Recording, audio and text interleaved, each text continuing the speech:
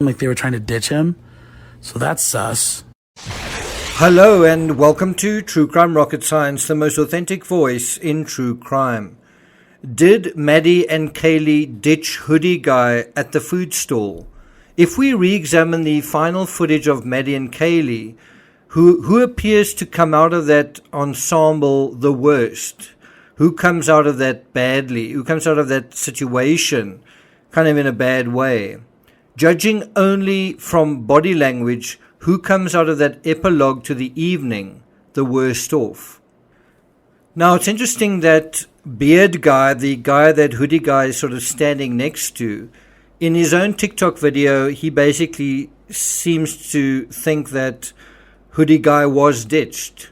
That is his assessment, and he was right there. So you'd actually think he would be in the best position to make that assessment, and that assessment has gone on to make headlines that Hoodie Guy was ditched. And so isn't that why he's pissed off? But I think it's beyond just that. Why was he ditched? What was going on just before that happened? Before we get to that, if you haven't subscribed to the channel, please do. Like, please share, leave a comment, and let's get started. Now, when the girls depart the scene, they seem to do it behind Hoodie Guy's back, right? Whether that's deliberate or not, it's Beard Guy who has to point out to Hoodie Guy that the girls have fled the scene. For whatever reason, he's not looking in their direction. And it is in this moment right here where that happens. Hoodie Guy is clearly upset by this.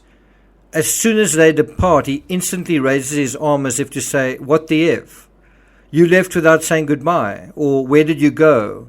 Why did you just up and leave?" And then he ups and leaves, right?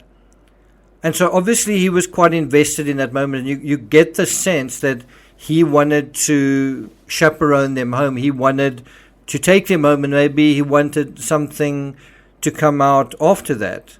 But he certainly felt, in a way, looks like he felt jilted, right? And exactly that, the fact that there was this desire, this expectation, this intention to walk them home, this whole idea of, don't worry, I will get you home safely. Well, getting them home safely gives him an in to the house, gives him an in to the door, gives him a potential into potential hijinks later on that morning, right? And so obviously when that doesn't happen, when he's ditched, well, it means actually she's not that into you, kind of thing, right? But you can clearly see it, and in the screen grabs, it doesn't quite do justice to when you see it fluidly, when you see it in real time. Now, if you think about it, Hoodie Guy is still staring in the direction the girls are going when Beard Guy's companion, it's a guy called Joe, perhaps an impromptu confidant in that moment. You don't get the idea that they know each other very well, that they just met in that situation. Otherwise, they didn't know each other. At the moment that the girls sort of depart and Hoodie Guy is still staring in that direction, Beard Guy steps forward to collect his order. When Hoodie Guy turns back to Beard Guy, well, Beard Guy sort of left him as well. So it probably compounds that feeling of being ditched. He's sort of ditched by the guy that he was talking to as well. And suddenly he finds himself alone. Suddenly he finds himself the only guy standing kind of in the middle of nowhere. And what does he do then? Well, he abruptly sort of looks to, I think, his left. And then he sort of walks off quite quickly. Don't you get a sense that Hoodie Guy suddenly seems to understand that the night is finally over and it's ended on a low note for him? He's the only one in this footage who walks off alone. He doesn't greet anyone when he leaves. He is kind of on the outs when he arrives, and he's even more on the outs when he leaves. Everyone in this scene seems to be attached or connected to someone else. There are people talking or waiting for food. The difference between Hoodie Guy and Beard Guy is exposed when Beard Guy collects his food and Hoodie Guy abruptly leaves. Hoodie Guy was never there in the first place for the food. Do you notice he seems to walk away quite quickly? But what this indicates is Hoodie Guy never ordered food like some of the others there. He wasn't there for the food. He was there for Maddie, wasn't he? She and Kaylee left with their food. So they were there for food as well. So think about it. Beard Guy got his food. Kaylee and Maddie got their food. What sort of nourishment was Hoodie Guy after? Well, whatever it was, he departs the scene with, let's call it, an empty psychological stomach. Does that make sense? And one has to wonder, is this a guy who loses his temper quite quickly and easily? So I want to deviate for a moment away from Hoodie Guy. We'll boomerang back to him in a moment, but I want to examine the other dynamics playing out and then deal with Hoodie Guy's position in the fabric of this scene. So we're going to look at 5 separate aspects in turn. The first one is, number 1, who is getting unwanted attention here? When we reduce the scene to a sort of caricature, we simply have 2 pairs. You have almost like on a tennis court. You have a pair of women on the one side and a pair of men on the other side, and they seem to be engaged in a kind of verbal fencing or jousting. You see quite a lot of hand waving, arm waving from 3 of the 4 people there. So without even knowing the audio, without even caring about the audio, simply by looking at our movements, we see Beard Guy, Hoodie Guy, and Maddie all waving their hands at one another. It seems that whatever is being communicated, there is some strong feeling behind it. So here is Maddie pointing and gesturing towards the men in front of her. This finger point isn't a soft, idle, flirty, friendly, or lazy gesture. It's pointed. It's directed sharply at someone's upper chest. If you follow the line of where a finger is pointing, where do you think it goes? Who does it go to, and where does it go to on that person's body? What did that feel like? There's also Beard Guy seemingly referring to the girls while looking at Hoodie Guy. You kind of get the idea that they are talking about them, and Hoodie Guy kind of confirms as much. And that is in the middle of Maddie still gesturing in this image. And it also seemed like he was pissed that they ditched him, which is also sus. And he was standing in line with me, who was waiting for food, but he, after watching the video, homeboy never ordered food. He never even went up to the counter. Also sus. So just to clarify, that is Joe, and I'm giving his name because he has sort of volunteered this information on his own social media. He is Beard Guy, and I think he's actually taken this video down. I think he regretted putting it up because of the things that followed. He was likely, as I predicted, anyone who would come forward would become an automatic suspect with the witch hunters of social media. Let's turn this guy into suspect. Let's interpret whatever we can. But a YouTube channel called Conspiracy seemed to have recorded the TikTok video, and so we've got a little bit of residual artifacts from what Joe Beard Guy originally said. Well, she turned around because I think he said, like, oh my God, because she was like really drunk and was doing, like, it was kind of funny. She was like trying to grab food and stuff, and I think she turned around and said, hey, like, fuck you. Like, she was like saying it to him, like don't laugh at me kind of thing. So there you have confirmation from him saying that Maddie was interacting with him, with Hoodie Guy, and Hoodie Guy was directing certain jabs, jokes, comments at her. And Beard Guy was obviously observing this. Now, notice Beard Guy also extending his arm as if he's trying to subdue or ward off something that is coming his way, almost as though Maddie's saying, hey, back off, and he's saying, hey, I didn't say anything, or take it easy, or something like that, or maybe you shouldn't take the food in the stall. So who are the protagonists in this sketch, in this scene? Do you notice there are 3 people, not 4? Kaylee is on her phone throughout. She doesn't interact really with Maddie. She doesn't say anything to the guys either. The guys don't seem to be saying anything to her either. All that Kaylee's doing is observing, spectating, saying nothing, not interacting. So who seems to be getting the lion's share of unwanted attention? And that brings us to the second point. Who was the prettiest?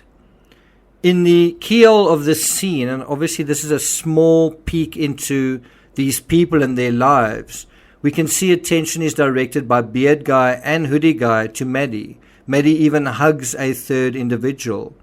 So we see Maddie open and engaging, warm and friendly to one guy, while apparently swatting away to other guys who seem to be loitering around. And I think Beard Guy or somebody said that the girls are getting a lot of attention in the bar as well. So the attention that you're seeing them getting here, you can almost multiply by 5 or 10 in a much crowded, more target-rich environment of a bar. You can imagine that being prior to this. And the scenes that you're seeing here magnified and intensified in the bar setting. So just as things could be suspicious here, and I think they are, you could have similarly suspicious interactions that upset someone in the bar as well. We just don't know what they are. We don't have footage of that. But if you think about her swatting away these guys that are loitering around, the one guy is keenly aware that she's inebriated, right? Hoodie Guy is very aware that she's inebriated, to the extent that he seemed to have followed her from the bar to the store and intended to accompany her after she'd gotten food. That's why he's hanging around. He's waiting for her to get her food. And perhaps he was getting certain ideas in his mind. And perhaps these jabs and jokes he was making, he was trying to get her attention and trying to get her to pay attention to him. And it was his way of doing it, by jabbing, right? Now, I've put this aspect on the back burner in the past because I know many in my audience are women, and I know it's quite a sensitive subject, and it seems a very superficial and subjective thing to be dealing with. But we do need to deal with it. And it's this question, who is the prettiest person in this picture? It's interesting that the one person here is head and shoulders literally above everyone else. Who is it? Well, it's Maddie.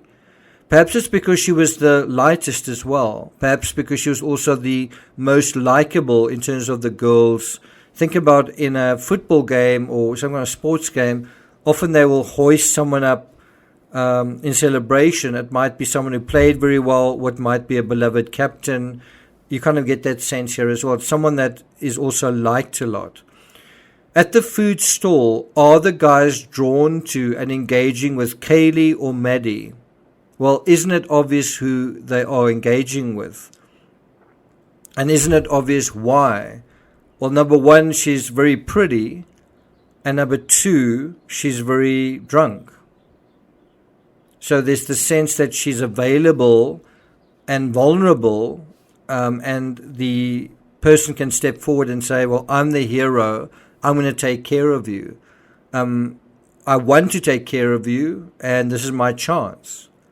But Maddie's not that inebriated to not know what might be going on, and she seems to be rejecting that offer because she already has a chaperone, Kaylee.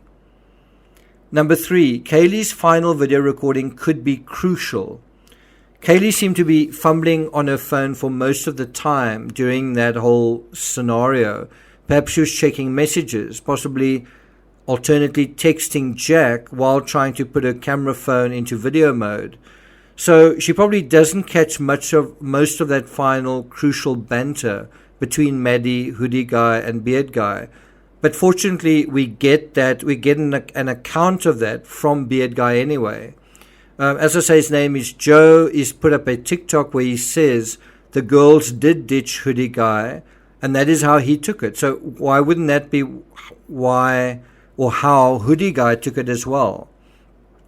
His impression was that Hoodie Guy was pissed. Those were his words. And the funny thing is, I came up with this title before I didn't even know that Beard Guy had put up this video.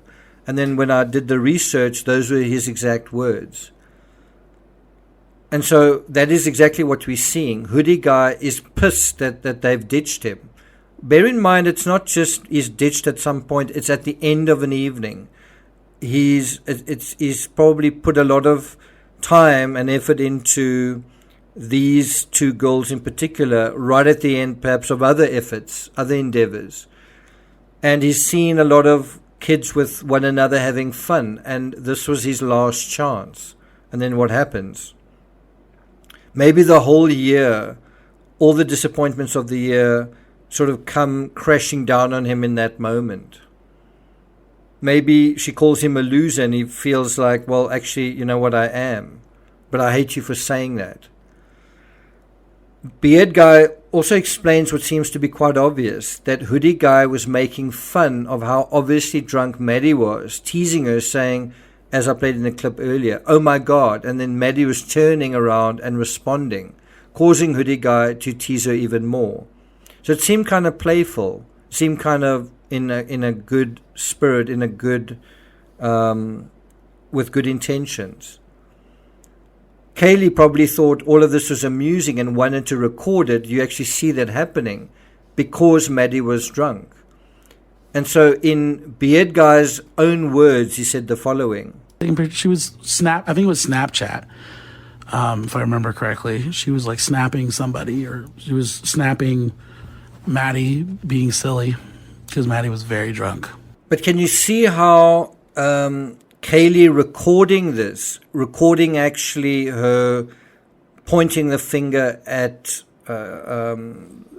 Hoodie Guy and saying things to him like F you, it looks like Kaylee's enjoying the almost taking sadistic pleasure out of this girl, her friend, making fun of this guy, and then they ditch him. Maybe they go off running, laughing, and this other guy also sees it happening. Doesn't he feel humiliated? Doesn't Hoodie Guy feel humiliated in that moment? And it's compounded because it's recorded. And maybe even worries that they're going to put that on the internet and laugh at him online. Now, I'm not saying he thinks that, or I'm not saying I think that he was recorded. I'm saying it's possible that he believed he was recorded. I'm not saying he was recorded, although there is the recording of Maddie saying stuff to him, even though he might be off camera. Nevertheless, it is recording someone saying not nice things to you by somebody else who's that person's ally, friend, companion, chaperone, all those things. And so in a weird way, can you see how Kaylee can also become the enemy in that situation, in that moment? Kaylee is taking her side. Kaylee is making things worse. Kaylee is getting between them. Can you see how that could be the case? Beard Guy also reveals that part of what was so funny was that Maddie was so drunk she was reaching inside of the food truck, trying to take food that probably wasn't hers, or food that wasn't ready. And probably because she was so drunk, maybe she was quite hungry, she wasn't sort of thinking properly and she was doing some silly things. What you can tell is that Hoodie Guy is not only keenly aware that Maddie is drunk, he's actually following Maddie. He followed her into the scene, and you get the sense that he meant to follow or accompany Maddie out of the scene. Besides that, he's already provoking her, and then he's pissed off when she ditches him. And that brings us to the fourth point. Maddie also upset food stall guy. So Maddie was very intoxicated, and perhaps Kaylee to some extent as well, because they grabbed their food and left without paying.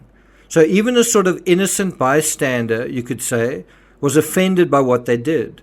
Because he was mature and good-natured, he just went with it. He sort of allowed it to happen. Maybe he was amused by it. He didn't take it personally. He didn't feel humiliated. He sort of let it go. Maybe somebody else didn't. Maddie's final interactions with Hoodie Guy are reproaches, and they're not gentle. I don't know what is, can you be any more reproachful than saying to someone, fuck you? I mean, she's telling him in no uncertain terms, fuck you, or fuck off. And who knows if there weren't any additional barbs in there as well. Loser, jerk, whatever. Wannabe. It's also interesting that Beard Guy refers obliquely to Kaylee as the shorter girl. That's his impression of her, that Kaylee's short. So Maddie was reaching into, people were saying she never climbed in the grub bus. That's actually, maybe climbing's not the right word, but she was like reaching around inside the grub bus trying to grab food. And her friend Kaylee, who was the shorter one, was the one I think you're talking about. She had the camera held up high because she was trying to videotape Maddie reaching around inside the grub bus. Okay, and that brings us to the fifth and final point, and this is where we boomerang back to Hoodie Guy. Well, Hoodie Guy felt ditched because he was ditched. It's interesting that Beard Guy's perception was that Hoodie Guy was the suspect based on his first-hand encounter with all three, him, Maddie, and Kaylee. He felt so strongly about this encounter that he actually went to the cops and told them that. I think one does have to wonder if Beard Guy went to the cops because he felt he had important information, that he'd had this encounter with these two girls, which you kind of get a sense that he's quite protective of after the fact. He's quite close to after the fact, that he had felt that he'd made some sort of connection with them, even though he didn't really know them, after the fact, and he regrets what has happened to them and feels bad about what has happened to them, and is trying to kind of, I don't want to say be a hero, but he's trying to do the right thing. On his TikTok profile, I think he puts himself or describes himself as a Christian, and so you kind of get the idea that he's being a Christian, he's trying to do the right thing. So he approached law enforcement because he felt he had important information. Well, did Hoodie Guy do the same thing? Did Hoodie Guy, of his own volition, go to law enforcement? Well, obviously not, because law enforcement didn't even know about Hoodie Guy until Beard Guy got there, right? And so Beard Guy told them about Hoodie Guy, and that is how law enforcement found out about Hoodie Guy.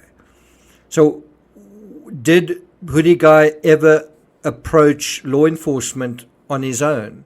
Now, you would imagine an innocent person would come forward and want to assist in the investigation. I think many innocent people have.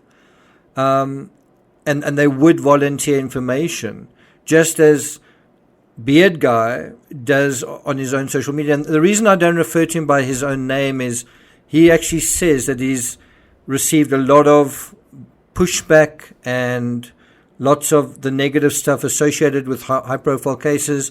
I warned people that this would happen, and obviously he's entered the fray. His name is now out there. He put up a video, and even though he took it down, it's been screen grabbed and recorded. Well, I mean, it's already out there. But I'm not really repeating his name because I'm trying to confer a little bit of privacy onto him, even though we do know his name at this point. We have seen his face. But the point is, what about this other guy? He hasn't gone onto social media. He hasn't gone to the police. We certainly didn't go before Beard Guy went. So does that mean something? Does that mean something that he didn't come forward, or that Beard Guy came forward first? You can have a situation where an innocent person is regarded with suspicion, and so they don't come forward for that reason. Think about the Kylie Rodney case and Kylie Rodney's boyfriend. He came forward in the beginning, and then he didn't want to come forward after a while. Same thing with Sammy Smith. She came forward and then later on didn't. So you can have innocent people who don't want to come forward later on because of how they get burned when they do. The question here is, which is it? Is it suspicious because it's suspicious, or does it look suspicious but it isn't really? This is in terms of Hoodie Guy. I think the answer to that can be found in what I call post-meditation. All the actions someone takes after the incident, are they reasonable? Is what he's doing just sort of reasonable under the circumstances? Or is it suspicious as well? not just one thing, but many things. Can we compare what Hoodie Guy did to what Caitlin Armstrong did? One thing you do have confirmation of in this footage is a person who's in direct contact with both victims, both of whom appear to be targeted first, and that person is caught on camera apparently, appearing to be upset and losing his temper even. And this is the very final footage of the victims. How can it not be relevant? Thank you for listening, and I'll see you guys next time.